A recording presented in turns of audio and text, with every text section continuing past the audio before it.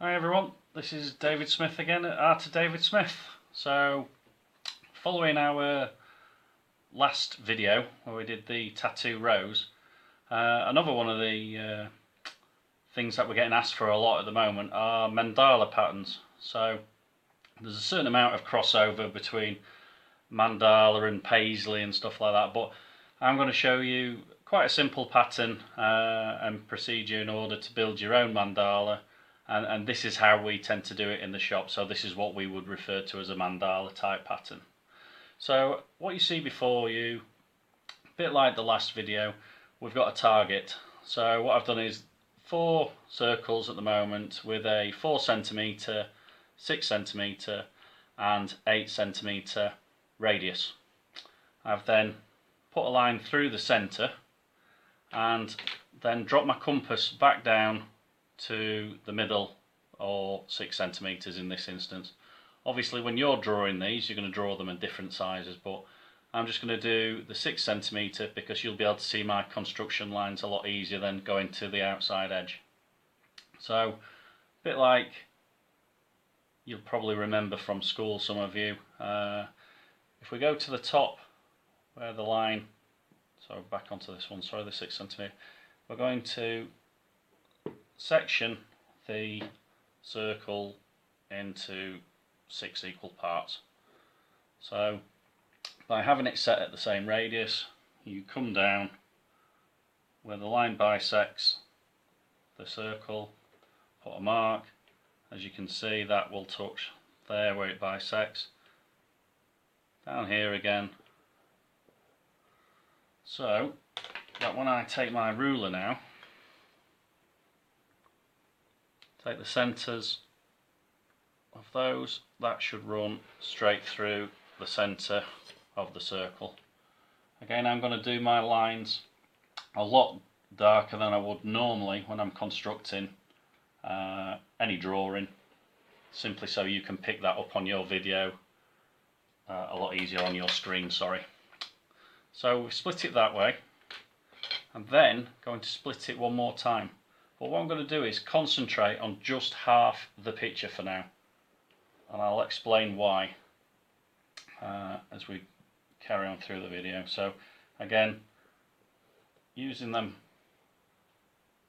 datum points, and obviously stop the video, slow it down, go back, whatever you need to do in order to follow what I'm doing here.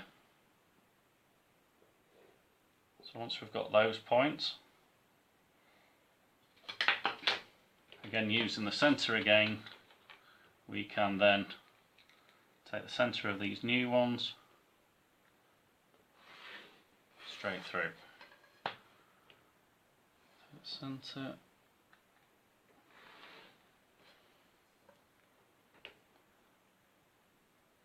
Now we certainly started doing a lot of mandala in the shop maybe 2 years back now, and they've just grown and grown in popularity over the last couple of years with many different types of patterns. So with this one, obviously we've got this layout now, so as you can see, each side is split into 6 equal sides.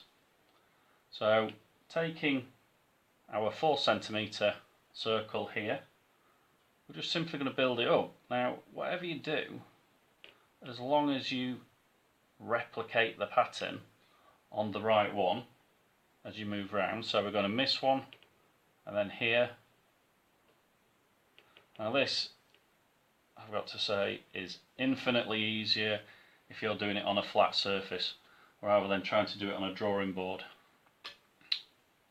but we'll stick with it for now. We're just doing a very simple leaf pattern with this. So I miss one, again down to the bottom. Now the reason why I'm going to concentrate on half of it is that with the aid of a light box you can then flip this and draw the other side, rather than, I mean obviously you can go to the effort of constructing it all in one go, or by using a light box you just lift the design, or if you use a computer you scan this in and literally duplicate one half and flip it over on the other side, which is how we tend to do it in the shop. It makes life an awful lot easier. So then we're going to move to circle 6 centimeters. So from that center point, and what I'll do is bring it down roughly to the center of this first petal type shape. Again, from here I'm going to go around. Now if you're very clever, obviously you could do a very small section of this, concentrate on that, and then duplicate it all the way around. That way you're going to get a very accurate drawing. But with a lot of this mandala, it wants to look like it's been constructed by hand. Now, say with this line, what I'm going to do is alter the thickness. So when I work on this properly, what I'll do is I'll bust out the fine liners again, like I did with the tattoo rose, and I'll thicken all these lines up. Any of these construction lines I don't want in my final design will obviously be then rubbed out as I move around, which is why you would normally construct it with nice light lines, so they're easily rubbed out at that point. Now here, maybe we'll think about putting something like that, fancy type of detail in, thickening these lines as we go along. Again, as we move around, as long as you, whatever you do on here, you're doing on this, then onto this one. By the time you get to the end, it'll really start coming together and forming the type of mandala pattern that you'll obviously be used to. So here in the centre, obviously you can still stick to the 6 centimeter line if you wanted to. So that's what we're going to do on this next level out. So again, from around the centre of this next pattern, we're then going to come out again onto this one, up to the centre, and experiment. Obviously I'm doing it this particular way at the moment, but throw more petal in, drop larger lines in, put more weight onto certain lines, and play with the overall design. Obviously if you're doing this for a tattoo, speak with your client, see what kind of look. A lot of the time people are wanting to incorporate dot work into this, and I'll show you that stage, but you can start seeing how it's coming together now. Now obviously you may well have done things like this when you were a kid, but essentially this is what mandala is. It's these kind of spirograph type patterns, what we did, well certainly my age group did as kids to pass the time. So I'll play with the weight there a little bit. Now I take my eraser, because obviously on the final version we wouldn't be having these construction lines in. I knock those out for the moment. What we can then do is add extra weight into this centre part, and then between a kind of shuffly type pattern and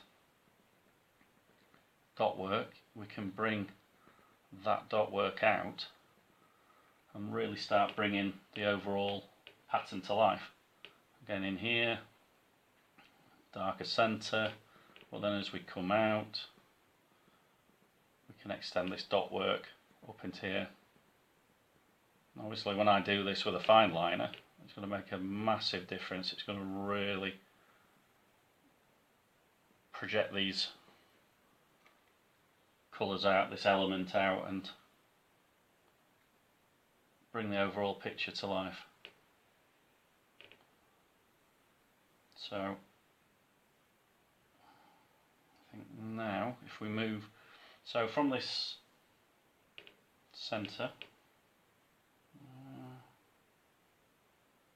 let's do it over the top of this one. So if we go right to the 8 centimetre, so the extent on this one, we're going to bring another petal in,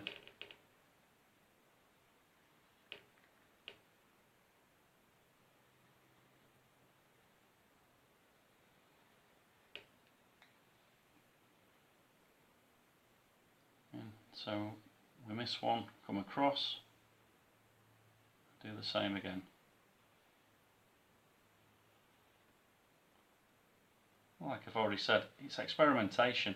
There's no wrong or right way of doing this. You're just coming up with a pattern what looks pleasing to you, your eye, or the eye of your client. You can really go to town with this, and obviously you can embellish this and go further and further out the more you want to do this. So over the top of this one, we'll play with the distance a little bit, so we're going to kind of not go right to the full extent on this one.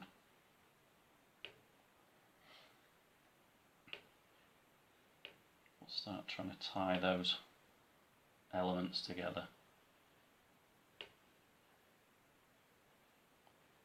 Again, on the outside, on the very outer edge of this, you may want to thicken those lines up, give it extra weight, extra presence. Certainly if you're putting it onto, say, a thigh for instance, you'd want a nice strong finish to the overall shape. What we're trying to work on.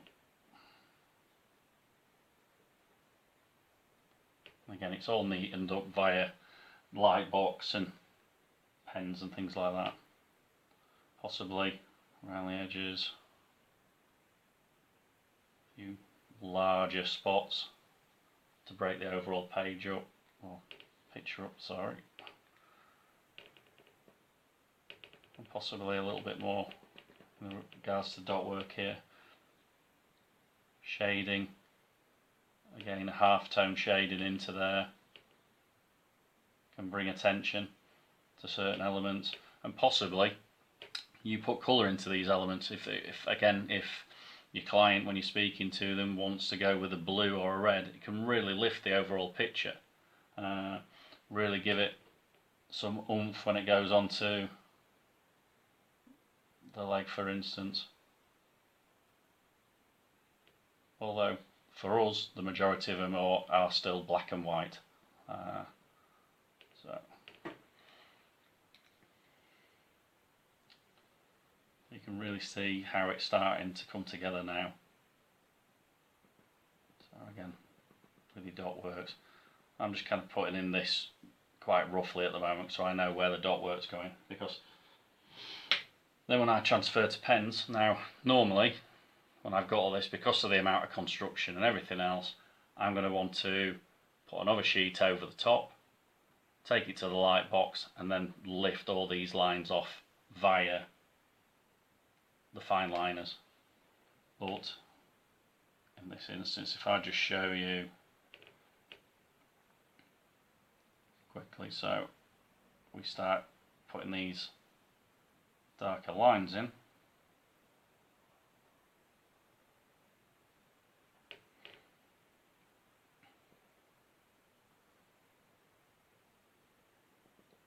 and when you start getting to the dot work, you bring that up and you put more or less of this in,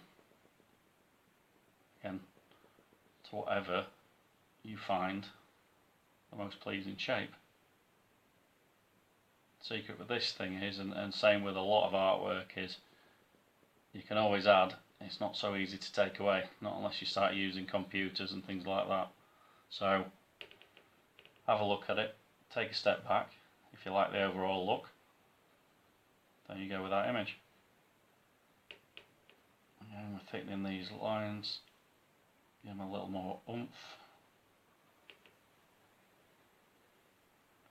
And obviously you'll spend a little bit more time than this, what I'm doing.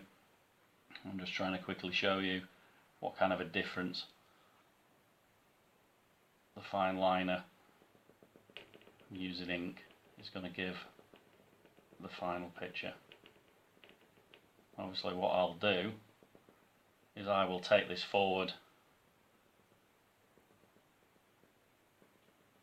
finish the overall picture, and then obviously use that in my title to show you what the final version is going to look like. But I think you can find from what I've drawn here how quickly and how simply the standard mandala is. And again, from here it's showing you the basics, but then you can just run with this and really get as I suppose as carried away as you really want to get with it. Obviously, if you wanted to have the type of chandelier type mandala hanging down from this point, it's very easy then to start putting in like the chandelier type